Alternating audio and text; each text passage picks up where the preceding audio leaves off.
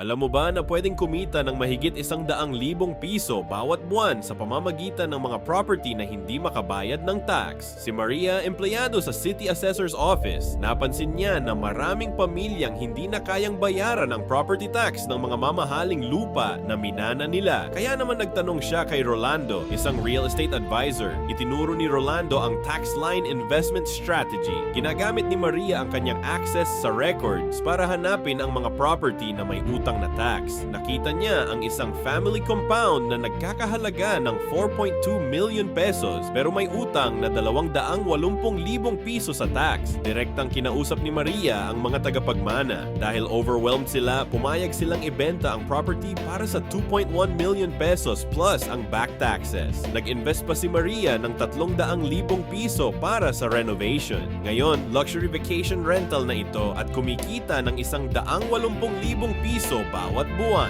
Win-win situation para sa lahat dahil nakatulong si Maria sa pamilya habang kumikita rin siya.